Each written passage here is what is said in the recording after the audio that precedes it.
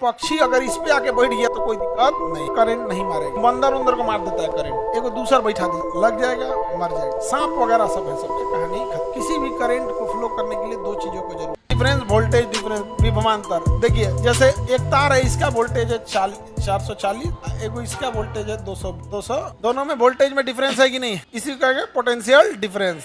क्या है? Potential difference. अगर इसे कनेक्ट कर दिया जाए तो करंट हाई पोटेंशियल से किधर जाएगा?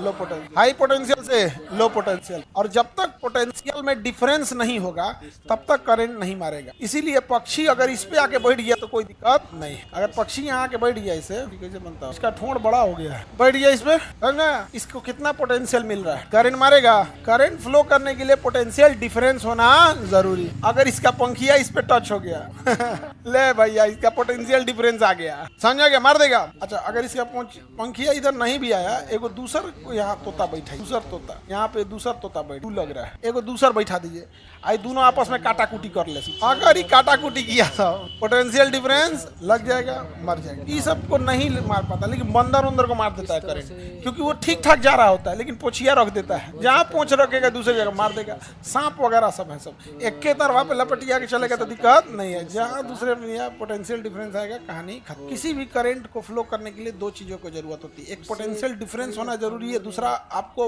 करंट को वापस जाने के लिए अर्थिंग का होना जरूरी। अर्थिंग को हम न्यूट्रल कर, अगर न्यूट्रल नहीं है तभी नहीं मारेगा, और पोटेंशियल डिफरेंस नहीं है तभी नहीं मारेगा। तो पोटेंशियल डिफरेंस होना चाहिए। हमारे घर में अगर ये कहता है कि 220 वोल्ट आ रहा है, तो इसका मतलब हमारे घर का वोल्टेज है 0, और जो उधर से आ रहा है वो कितना है? 220। डिफरेंस कितना आ रहा है? 220 में से 0 घटाओ 220। तो हम लोग जो बोलते हैं ना कि वोल्टेज इतना है, एक्चुअल में वो वोल्टेज नहीं है, वोल्टेज का डिफरेंस है। क्या है? डिफरेंस है, यानी उतने का डिफरेंस आ रहा है। अगर 440 लिख रहा है तो मतलब कितने का डिफरेंस है? 404। अगर लिख रहा है 33,000 तो कितने का डिफरेंस है? 33,000। तगड़ा कौन मारेगा? 33,000 वाला। अगर करंट को भेजना है तो वोल्टेज ज्यादा रखेंगे कि कम? ज्यादा। कम रखेंगे तो जाइए नहीं पाएगा। रेसिस्टेंस जो होता है रास्ते में रोक देगा। रेसिस्टेंस क्या कर देगा? रोक देगा। यानी अगर ट्रांसमिशन लाइन जहाँ से बिजली बनती है और वापस आती है, तो टावर जैसे बना के ले आता है, उसे क्या कहते हैं? Transmission line. ट्रांसमिशन लाइन में वोल्टेज क्या होना चाहिए? ज्यादा। और हम लोग जब यहाँ आते हैं शहर में तो खंभा पे ले जाता है, उसको कहते हैं डिस्ट्रीब्यूशन लाइन। क्या कहेंगे?